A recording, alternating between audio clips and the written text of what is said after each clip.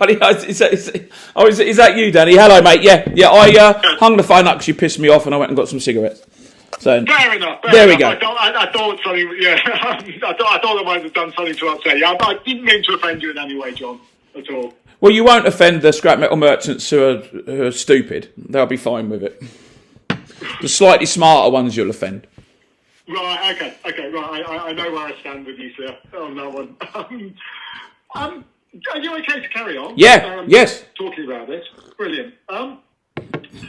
One thing I'd like to turn to, and this isn't really to do with digital waste tracking itself. It's more about the nature of the scrap that your customers bring in. Now, I'm sure, presumably, your plumbers know what copper is and they know what lead is and things like that. But how knowledgeable would you say your customers are in general about the nature of the scrap they bring to you? Why do you think they're coming in and selling it to us? Do you think they're selling it to us because they don't know what it is and it doesn't have a value? Right.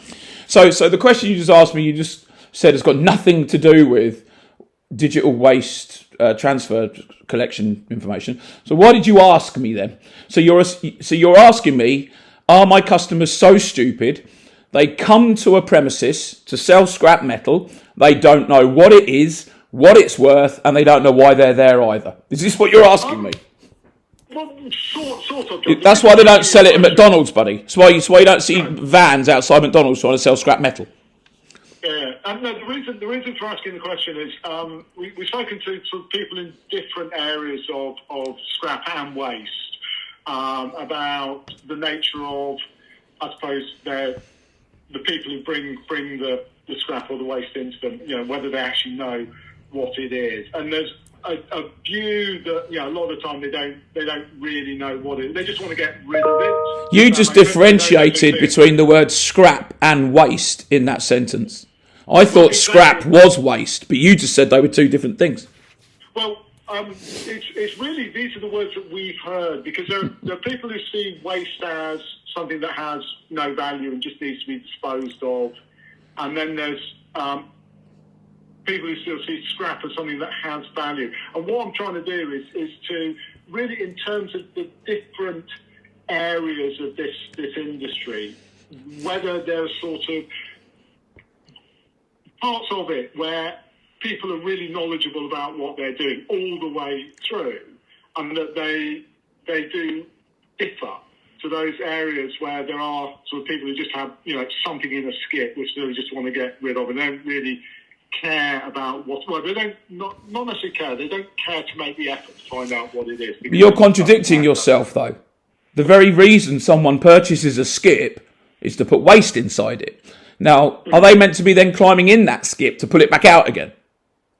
The reason people have house extensions is because they want to get rid of rubbish.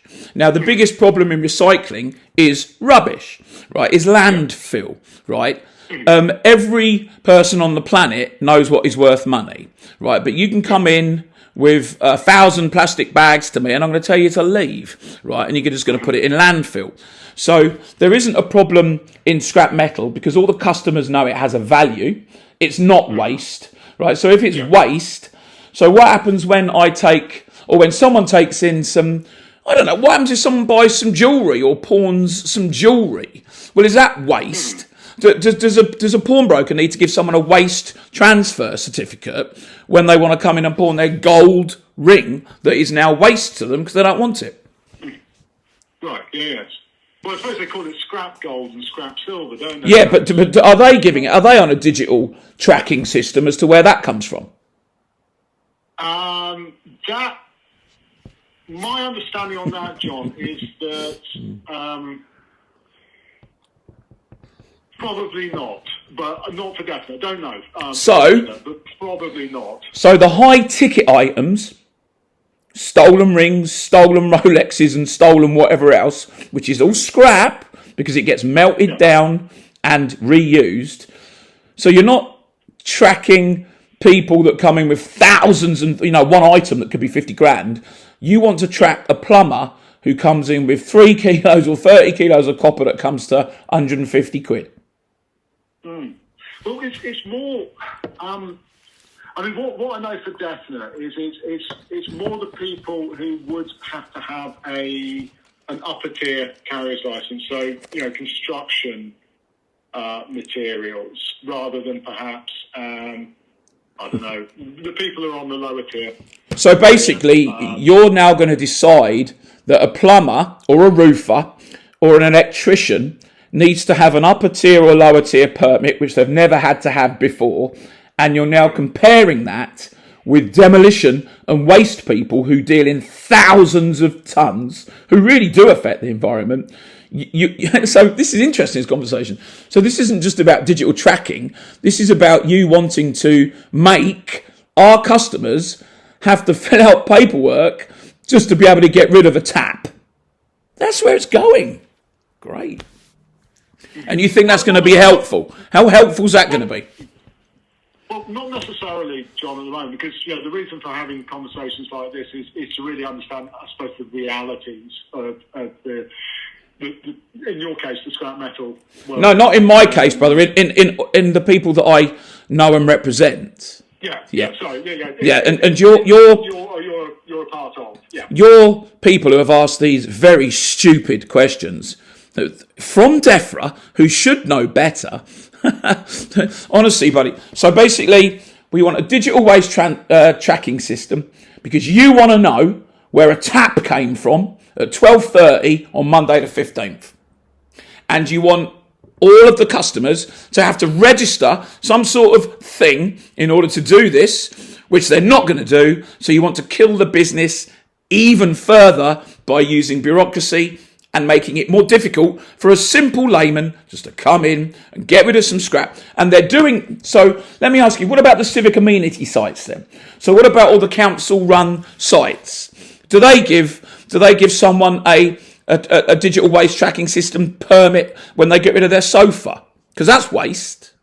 So what's going on with the civic amenity sites? They're council run. Someone else, someone who does the same job as me is looking at specifically, the councils at the moment. So an old fella, and as you said about house moving and things like that, house moving companies, people that clear out my mum's house when she died last year, and they take all the furniture, give you 100 quid for it. You want to track that furniture because you want to know how much they were paid for it so you can tax them or fine them. What good to the universe is knowing where a plumber, a legitimate plumber who's provided full license, driving license, full identification, full utility bills, who provides us with a bank account?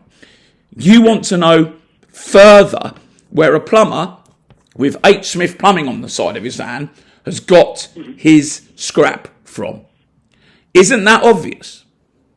Or are you just trying to tax these people by making them have some sort of permit, which is just going to shrink and kill the business even more? To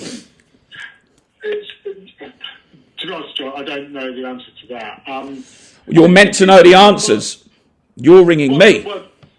Well, yes and no. I'm asked to go out and talk with people.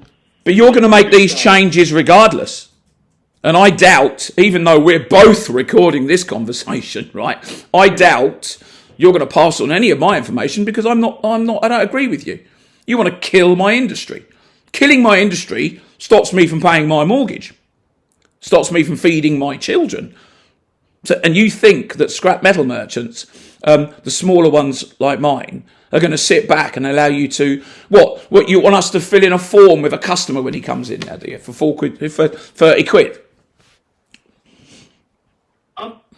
John, in terms of what I'm hearing in this call, it is as important as any other call I make. I'm not going to sit on this because you have a point of view. Well, I hope not, because I've got a lot of followers on YouTube. Okay, right, okay. But no, I mean, what I'm hearing in this conversation, this goes back with exactly the same amount of priority as anyone else. It makes no difference. The decision will still be made. We're living in Keir Starmer's government here. In fact, this is fascism, really. So if you want to benefit the customer, we did everything we could. You got rid of cash because you blamed it on stolen scrap metal. The government blamed, even with smart water, which is rubbish. It's a good concept if people use it. So 15 years ago, you blamed cash as the reason scrap metal was being stolen. And earlier in this conversation, you gave me the same reason, because scrap metal was being stolen, to now want to implement a digital waste tracking system. Have we got any more original ideas that we can use other than the same old one? Because we don't buy stolen scrap metal. You've virtually eradicated it. But what you haven't eradicated is dodgy little scrap people in the middle of farms with no licenses who do what they like, right? Who the police are aware of. And you just want to come after the legitimate people because it's easier to get your information. Go after the dodgy ones and put them out of business, you know? Sure. Yeah. I suppose, John, if you were in my position, yeah, what questions would you ask rather than me? Well, Dan, there's things customers have to do. Like I say, they have to provide identification, they have to provide a utility bill, they have to provide a bank account, a UK bank account, and if you wanted to implement anything to make yourselves actually do something positive, you should just force scrap metal merchants, well, no, not force. A lot of scrap metal merchants write things down on paper. Now, that isn't really the legitimate way you should be doing things because you're meant to keep records for 5 years. And those ones that write things down on paper are inclined to bring out a load of £50 notes out of their pocket and start giving people... Because this is about cash, isn't it? This isn't about where the scrap comes from. This is about the government taxing anyone they can through fines, penalties and everything else. So at the minute, with the T9 and the S2 being messed around with by Defra, and they simply don't know what they're talking about, because I've spoken to them, you try speaking to the same person twice in Defra, that'll be interesting. And if that person isn't away because they only work 2 days a week, that's interesting as well. So normally, we end up spending our time talking to undergraduate students who have just qualified with a master's, who know nothing about scrap metal, and then we're going to them to ask them how to save our businesses. Because by implementing this nonsense, where you should be implementing it, basically, brother, is the big guys, maybe, the ones that are dealing in thousands and thousands of tons, but then you can't. So by making things harder for a customer to get rid of things legitimately, if this was my little statement, you're not helping with this. You are just making it more susceptible for them to go to more dodgy scrap metal people who won't ask those questions, right? So out of this, you'll be bringing up the cash again, because that's what it's all about. So there'll be more places doing illegal things with cash, offering no paperwork, no ID, no nothing. And by you taxing and coming down on the legitimate scrap metal people, you are just simply starving them of air. You're just stopping them from being able to do, the business correctly. Yeah, sure. You said something very interesting there, John, around the big companies, the thousands of tons and so on. I suppose if you were in charge, what would you say the threshold should be to be excluded or exempt from this digital waste tracking? What would you set that threshold at, based on your knowledge of the scrap metal world? I think everyone should be exempt. If you want to track scrap metal, do it at the docks. Do it at the export places. Yeah? But you won't, because it's too difficult. So you're just going to shrink the business, and the rich guys will still be rich. They'll just have less people to deal with, because you'll put people like me out of business. I can't make a customer want to fill out a 3-page form, download an app, which is where you're going with it, to sell me 30 quid's worth of copper, and I don't expect them to do it either. Yeah. Understood. You're basically firefighting. EMR, Sims should have been doing this. I mean, we have to sign waste transfer dockets when we deliver things in because we're sort of little merchants, right? So that sort of makes sense for us because we deliver in, a couple of ton at a time, so full traceability is good, but it doesn't mean anything. It's just a piece of paper that sits in a filing cabinet for 5 years and then it's got rid of. It doesn't mean anything. The only thing you should always be careful of is stolen material and to not buy it. But if you're going to force people to then start using cash again and offering less paperwork, well, there's going to be more stolen material, I guess, because we don't buy it. Because the checks that a customer has to go through to sell us material are sort of quite stringent. And you want to add to that. You're going to anyway. It doesn't make any difference what I say. Well, what you say, John, will be listened to. It may well be the decision is made, another way. But... May well be. Are we going to use real words here, Danny, or what am I talking to bloody Keir Starmer here, or what? Nigel Farage, which one? I don't control at all. And people making the decision might. Now you're not owning it. Now you're backing away from owning it. In a minute, you'll just tell me you're just a man doing his job. Wasn't Hitler that man as well? Jeepers. Have you got any accountability at all, or are you just literally reading something off a screen? No. My accountability is to go out and talk with folks like you, John, and to tell other people in Defra and the regulators exactly what we hear.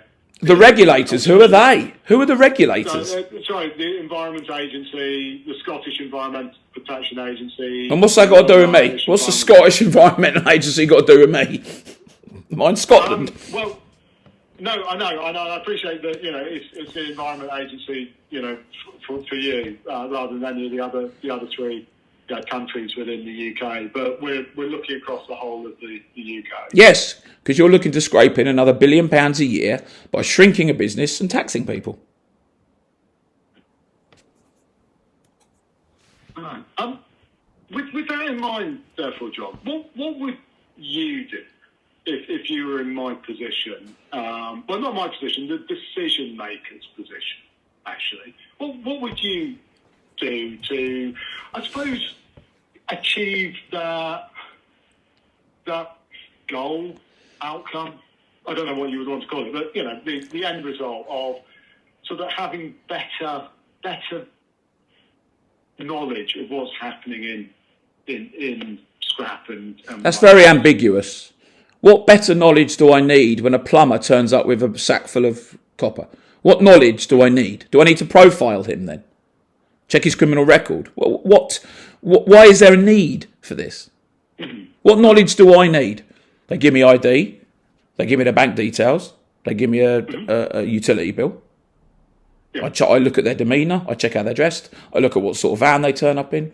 Mm-hmm. So what more knowledge does the government need on a tap to know where it comes from? Do you think they're smart enough to figure that out themselves? Where a tap comes from? A brass tap? So no, this isn't needed. It's just an extra £1 billion a year that Keir Starmer wants, I don't know, to put in some hotels or something for people that are getting full up. Okay. Yeah. Okay. That was pretty much everything I wanted to cover with you, John. So thank you firstly for taking the call in the first place, and then being happy to continue. I'm guessing you've been speaking to the BMRA, haven't you? Because you've got them right in your pocket, haven't you? I haven't spoken with. I've not spoken to any of the what would you call it, industry bodies. I've not spoken with any folks like that. They may well be talking. Sorry, I've done it again, haven't I? Oh, they will. Whenever there's a problem, everyone goes to the BMRA for some reason.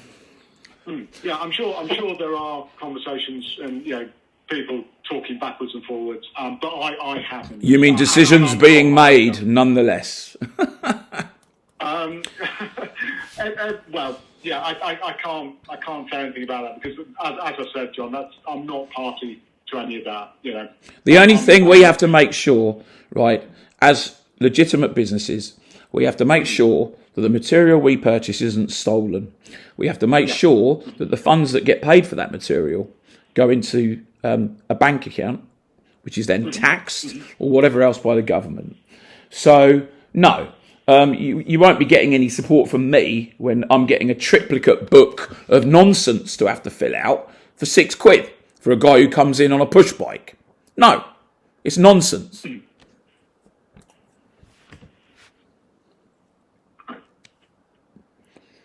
Thank you, John. And thank you for your very clear feedback on this. That's you've been Well, you best not use it then, because we don't want clear. We don't want clear, do we, Danny?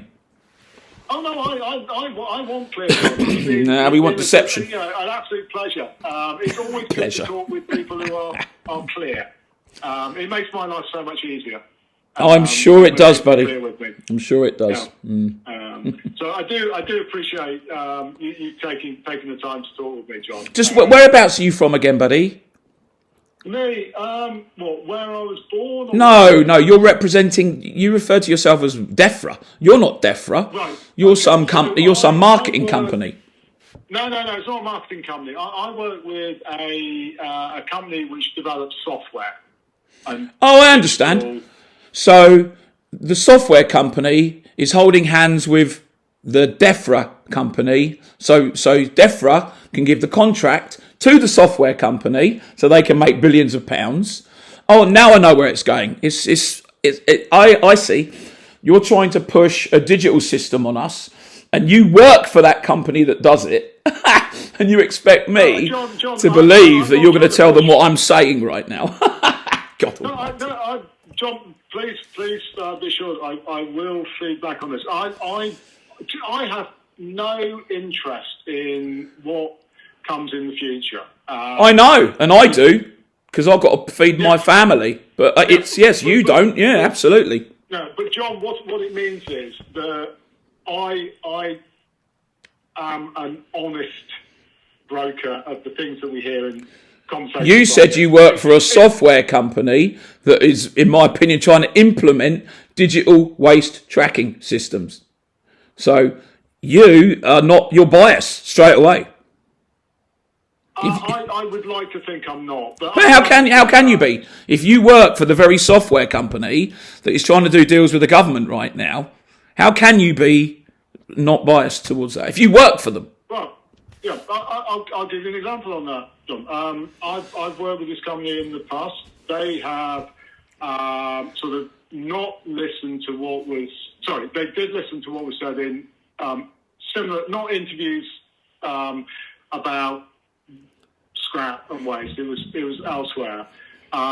They went ahead and ultimately built an online system. For what? Based on everything we've heard in conversation. About what? People who. This is about visas coming into the UK. Well, that's worked very well, hasn't it? They must be a very successful company. Where are they? Have they got a little hut down in Dover? No, I was being facetious. No, they haven't. Yeah, no, I know what you mean. So this wonderful company that the government wants to jump into bed with, who are handling visas so very well, right? They now want to entrust them with a thing that you're going to force upon legitimate scrap metal people for them to have a digital system, which we have to pay for, or else we get fined or closed down. And you work for the very company that provides those systems. Love it. Not as such, John, because actually with that visa system, it didn't get built. Because what we heard in sessions like, yeah, but how much did they get paid though? How many millions did they get paid before it didn't get built of taxpers' money? It wasn't millions, I can assure you. I bet you can. I bet you can. Millions. No, I'm sure it wasn't. I mean, if it was, if it was millions, they didn't let me know it was millions, but it wasn't. Because so on a system that didn't go ahead, the government has now come back to you again via Defra to create another system after the first one failed. No, it's not to create another system. It's to, at this point, investigate the feasibility or the impact of a digital system on people involved in... Yes, it will shrink the business. Yeah. It will stop customers from coming in because no one wants digital ID cards. You're trying to you will be trying to force customers to download an app. Mark my words. You know it. That's exactly what you want to do, even if you want to deny it right now. That's what you want to do. Well, John, I'm not going to deny anything because I can't tell the future.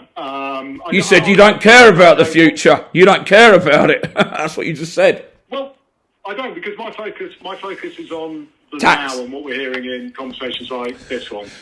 Well, I'm concerned about the future. I wish you were, but clearly you said you weren't. So, okay.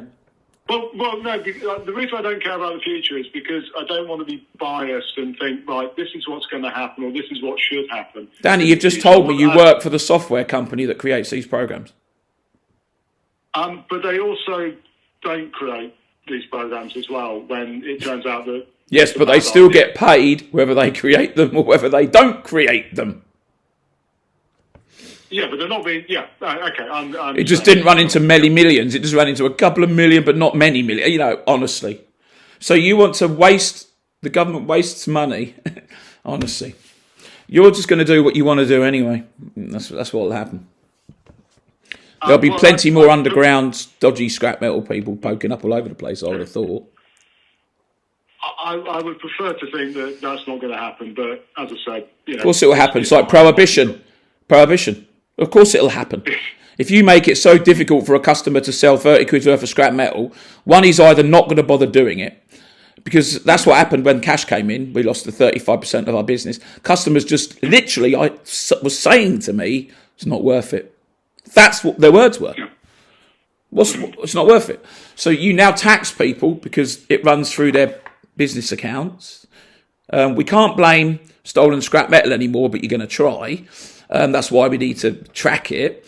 Well, we don't need to track it. We do track it. The government brought in legislation that we all follow, and that was good enough, and it's been good enough for 15 years. But it's not good enough now because the government need an extra £1 billion a year.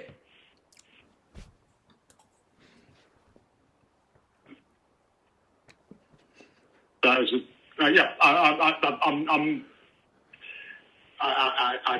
I can't argue with that, John. I can't, because it's. You mean you can't comment on that? That's what you mean. Well, I can't comment. But secondly, I'm bound by a thing called the Civil Service Code, which means I can't show, not privilege. Classified. It's classified. Top secret.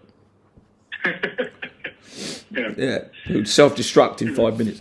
All right. Well, look, thanks for the comment. If you need any more information, come back to me, brother.